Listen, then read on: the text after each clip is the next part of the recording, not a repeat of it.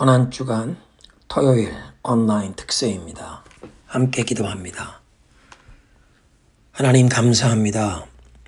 우리에게 새날을 주신 것을 감사합니다. 무엇보다 예수 그리스도의 십자가의 대속의 제사와 부활 승리로 인해 우리에게 진정한 새날, 새로운 삶이 주어짐을 감사 찬송드립니다. 고난주간 금요일 예수님께서 골고다 언덕에서 십자가에 못 박혀 순환당하시고 운명하신 후에 아리마대 사람 요셉이 마련한 무덤에 안장되시고 주일 아침 그 영광의 부활의 날까지 무덤에 머무셨던 그 시간을 우리가 다시 한번 기억하기 원합니다. 우리의 죄에 물든 자아도 온전히 예수님과 함께 십자가에 죽고 함께 무덤에 안장되어 죄와 사망 권세를 깨뜨리시고 부활하신 예수님께서 내 삶의 온전한 주인이 되어 주셔서 나는 죽고 예수님께서 내 안에 나를 통해서 하시는 새로운 삶으로 나아가게 하옵소서. 이제부터 내가 사는 것은 나를 사랑하사 나를 위해 자기 목숨을 버리신 하나님의 아들을 믿는 믿음 안에서 하루하루 살아가기를 소원합니다. 오늘 아침 주님의 말씀을 대할 때 성령이여 우리를 깨우쳐 주시고 터치하여 주옵소서. 예수님의 이름으로 기도드립니다. 아멘. 오늘 이 토요일 본문은 마가복음 16장 9절부터 18절입니다. 함께 합독하겠습니다. 예수께서 안식 후 첫날 이른 아침에 살아나신 후에 전에 7 귀신을 쫓아내어 주신 막달라 마리아에게 먼저 보이시니 마리아가 가서 예수와 함께하던 사람들이 슬퍼하며 울고 있는 중에 이 일을 알림해 그들은 예수께서 살아나셨다는 것과 마리아에게 보이셨다는 것을 듣고도 믿지 아니하니라. 그 후에 그들 중 2 사람이 걸어서 시골로 갈 때에 예수께서 다른 모양으로 그들에게 나타나시니 2 사람이 가서 남은 제자들에게 알리었으되 역시 믿지 아니하니라. 그 후에 11 제자가 음식 먹을 때에 예수께서 그들에게 나타나사 그들의 믿음 없는 것과 마음이 완악한 것을 꾸짖으시니 이는 자기가 살아난 것을 본 자들의 말을 믿지 아니함일러라. 또 이르시되 너희는 온 천하에 다니며 만민에게 복음을 전파하라. 믿고 세례를 받는 사람은 구원을 얻을 것이요 믿지 않는 사람은 정죄를 받으리라. 믿는 자들에게는 이런 표적이 따르리니 곧 그들이 내 이름으로 귀신을 쫓아내며 새 방언을 말하며 뱀을 집어 올리며 무슨 독을 마실지라도 해를 받지 아니하며 병든 사람에게 손을 얹은 즉 나으리라 하시더라. 아멘. 금요일 오후에 아리마대 사람 요셉이 빌라도 총독에게 찾아가서 십자가에 못 박히신 예수님의 시신을 자신에게 인계해달라고 요청했고 총독이 사망을 확인한 후에 허락했습니다. 전에 밤중에 예수님을 찾아왔던 그 바리새인 니고데모가 모략과 침향, 알로에의 일종이라고 알려졌는데요. 그런 향료를 약 30kg 이상 준비해 가지고 왔습니다. 2 사람이 예수님의 시신을 십자가에서 내려 니고데모가 준비한 향료와 함께 세마포로 잘 싸서 가까운 곳에 바위에 판, 아직 아무도 사용해 본 적이 없는 새 무덤에 주님의 시신을 안장했습니다. 금요일 해가 지기 전에 안식일이 시작되기 전에 서둘러 주님을 장사한 것입니다.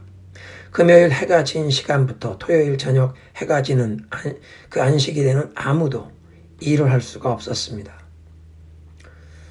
긴 안식일이 지나고 또 토요일 밤이 지나고 주일 아침이 밝아오는 시간에 막달라 마리아는 무덤으로 찾아갔는데 무덤 입구를 막은 돌이 옮겨진 것을 보고는 달려가서 베드로와 요한에게 이 사실을 알렸고 요한복음에 의하면 베드로와 요한 2 사람이 달려갔는데 나이가 어렸던 요한이 먼저 무덤에 도착했는데 들어가지 않고 무덤 입구를 막았던 돌이 굴러있는 것 보고 기다리는데 잠시 후에 도착한 베드로가 무덤으로 쑥 들어가서 그 2 사람이 함께 들어가 보니 시신을 쌌던 세마포는 그대로 있는데 머리를 쌌던 수건은 다른 위치에 머리를 싼 모양 그대로 놓인 것을 보았습니다. 두 사람은 도저히 납득할 수 없는 그런 장면을 보고는 다시 자기들이 있던 곳으로 돌아갔고 막달라 마리아는 무덤 앞에 계속 남아있다가 부활하신 예수님을 제일 처음 만나 대화를 나눈 제자가 되었습니다. 마가도 이 사실을 이제 9절에 전하는데 한 가지 사실을 추가합니다. 전에 7 귀신을 쫓아내어 주신 막달라 마리아에게 먼저 보이셨다. 나사렛 예수님의 부활을 증거하는 공동체로 출발한 초대교회가 내세운 부활의 첫 번째 목격자, 증인이 막달라 마리아라는 여인이었고 그것도 과거에 7 귀신에 들렸던 적이 있는 인물이라는 어쩌면 좀 밝히기 불편한 부담스러운 사실을 조금도 거리낌 없이 밝히고 있습니다. 유대 사회의 그 관습에는 여자는 법정에서 증인으로 인정받지 못하던 시대였습니다. 거기에다 7 귀신 들린 적이 있었다는 사실이 그 이름에 꼬리표처럼 붙은 것은 요즘으로 비교한다면 그 과거에 정신질환의 병력이 있는데 그냥 가벼운 증상이 아니라 아주 중증으로 정신병원에 입원 치료를 받은 병력이 있는 사람이라는 그런 말과 비슷합니다. 그냥 귀신 들렸다는 정도가 아니라 7 귀신 들렸다. 얼마나 그 증상이 심했으면 아마 온 마을 사람들이 다 알았을 것입니다. 초대교회가 예수님의 부활에 대한 목격자, 증인으로 사회에서 인정받고 존경받을 만한 인물을 선택해서 많은 사람들을 설득할 만한 대변인으로 내세운 것이 아니라 예수님께서 선택하신 역사적인 사실 그대로 조금 더 각색하거나 불편한 진실을 숨기지 않고 있는 그대로 밝히고 전했음을 마가복음 16장이 우리에게 알려주는 것입니다. 불편한 진실이 또 한 가지 있는데 막달라 마리아가 부활하신 예수님을 만났다는 사실을 그 제자들이 모여있던 곳에 찾아가 알렸는데 11절에 보니까 예수께서 살아나셨다는 것과 마리아에게 보이셨다는 것을 듣고도 믿지 아니하니라. 제자들이 예수님 부활하셨다는 그 사실을 믿지 아니했다는 것입니다. 12절 13절은 엠마오 마을로 내려가던 두 제자들도 그 부활하신 예수님을 만나 교제했고 함께 여관에 들려서 이제 저녁 식사를 하려고 주님께서 축사하시고 빵을 찢어 나눠주시는 순간 그들의 영안이 열려 주님을 알아보게 되었고 주님은 더 이상 그 자리에 계시지 않았는데 이 두 남자들이 얼마나 기쁘고 감격스러웠던지 그리고 그 마을을 향해 길을 갈 때 그들에게 찾아오셔서 함께 길을 가시던 예수님이 말씀을 풀어주실 때 저들의 마음이 뜨거웠던 그 경험으로 인하여 즉시로 한 걸음에 예루살렘으로 돌아와서 제자들에게 부활하신 주님을 만난 사실을 알렸는데 13절 역시 믿지 아니하니라 였습니다.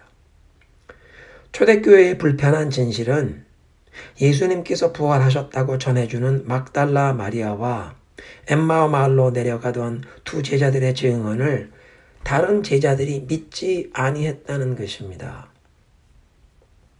그래서 14절에 11 제자들이 함께 음식 먹는 시간에 부활하신 예수님께서 친히 그들 모두를 찾아오셨고 두 가지를 책망하십니다.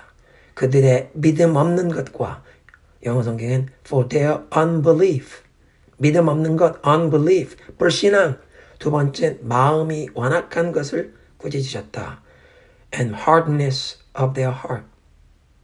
이렇게 믿음이 없는 것, 불신앙과 마음의 완악함, hardness of heart. 마음이 딱딱하게, 단단하게 굳어버린 영적 감각이 무뎌진 마음이란 뜻인데 이런 제자들을 부활하신 주님께서 책망하시고 실격 처리해 버리셨습니까?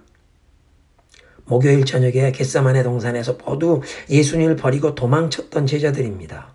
그 중에서도 자신이 으뜸이라고 수제자임을 자청하던 베드로는 불과 몇 시간 전에 최후의 그 만찬 석상에서 예수님과 함께 죽는 자리에까지 함께 가겠다고 굳게 다짐하고는 금요일 새벽 대제사장의 집안 뜰에서 예수님을 모른다고 3번이나 부인을 하지 않았습니까?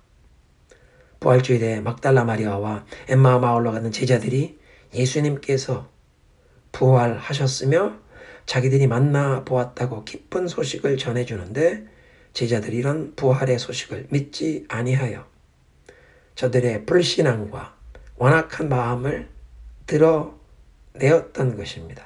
그런데 마가복음 16장을 보니까 이렇게 하물 많은 제자들을 예수님께서는 실격 처리해서 물리치지 아니하시고 부족한 제자들을 계속 품으십니다. 그리고 저들에게 인류 역사의 가장 위대한 과업을 이제 사명으로 맡기십니다. 15절에 너희는 온 천하에 다니며 만민에게 복음을 전파하라.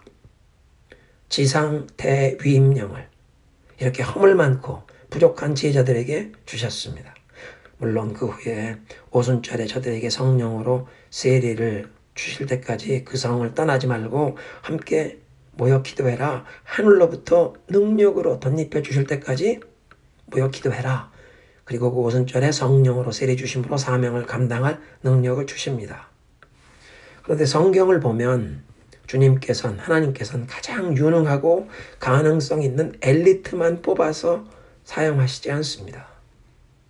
그렇게 가장 훌륭한 엘리트만 뽑았던 장면이 성경에 있는데 모세가 광야에서 12명의 정탐꾼을 가나안 땅에 돌아보도록 파견할 때였습니다. 12지파에서 각 지파마다 가장 유능한 리더를, 가장 유능한 소장파, 젊은 리더를 스파이로 선발하여 40일 동안 젖과 꿀이 흐르는 땅을 정탐하도록 보냈는데 그들이 돌아와서는 10명의 정탐꾼들이 부정적인 불신앙의 보고를 하는 바람에 이스라엘 백성이 하나님을 원망하고 애굽으로 돌아가자 이런 하나님을 원망하는 죄를 범하여 광야에서 40년을 방황하며 원망했던 출애굽 세대가 모두 광야에 엎드러져 죽을 때까지 약속의 땅에 들어가지 못하고 기다려야 했습니다. 예수님께서는 가장 뛰어난 최고 자격자들만 뽑아 쓰시는 게 아니라 부족하고 허물 많은 사람들, 세상의 시각으로 보면 모자란 부분이 있고 연약한 자들을 들어 세상의 강한 자들, 세상의 뛰어난 자들을 부끄럽게 하십니다. 온 천하 만민에게 복음을 전파하라는 지상대 위임령을 주시면서 주님께 쓰임받는 유일한 자격을 믿음이라고 하십니다. 16절에 믿고 세례를 받으면 구원을 얻고 믿지 않으면 정죄를 받는다. 17절에 믿는 자들에겐 이런 놀라운 표적이 따를 것이다. 믿느냐 믿지 않으느냐가 유일한 구분 자격입니다. 예수님께서는 7 귀신 들렸던 사람이라는 부끄러운 꼬리표가 붙은 여인을 부활의 첫 번째 증인으로 선택하여 오고 오는 세대에 허물 많고 부족한 사람이라도 예수님을 믿기만 하면, 복음을 믿기만 하면 하나님의 놀라운 역사에 쓰임받을 수 있음을 보여주셨습니다. 우리 모두 부활하신 예수님께 꾸짖음을 들었던 제자들처럼 아직도 허물과 연약함이 많은 사람들이지만 주님께서 우리를 선택하여 부활의 증인으로 삼으시고 우리에게 온 천하에 다니며 만민에게 복음을 전하라고 오늘도 명하시는 줄로 믿습니다. 유일한 차이는 이제 믿느냐 믿지 아니하느냐입니다. 이제 기도합니다. 예수님 감사합니다. 우리를 위해 십자가에서 대속의 제물이 되어 그 모진 고난을 다 담당하시고 무덤에 장사 지낸 지 3일 만에 죄와 사망 권세를 깨뜨리시고 부활하심으로 주님을 믿고 의지하는 우리에게도 영생과 부활의 소망을 주셨으니 감사합니다. 주님이 부활하셨다는 그 기쁜 소식을 믿지 아니했던 제자들을 포기하지 아니하시고 찾아오사 저들의 믿음 없는 모습을 꾸짖기도 하셨지만 또한 그런 부족한 제자들을 품으시고 저들에게 영광스러운 복음 전파의 사명을 맡겨주신 주님께서 이번에 이 코로나 비상사태라는 특별한 상황에서 부활절을 맞이하는 우리 각 사람에게도 찾아와 주시고 우리의 믿음이 연약함과 우리의 마음의 완악함도 주님께서 꾸짖으실 뿐 아니라 성령의 불같은 터치로 우리를 새롭게 하여 주옵소서. 엠마오 마을로 내려가던 제자들에게 말씀을 풀어주실 때 저들의 심령이 뜨거워진 경험을 한 것처럼 우리에게도 주님의 말씀을 풀어주시고 깨닫게 하시며 우리의 심령이 그 주님의 살았고 운동적인 말씀으로 뜨거워지게 하시고 새로워지게 하셔서 이제 우리 각 사람을 부활의 증인으로 선택하여 불러주셨음을 확신하며 감사하며 맡겨주신 사명을 충성스럽게 감당하는 우리 모두가 되게 하여 주옵소서.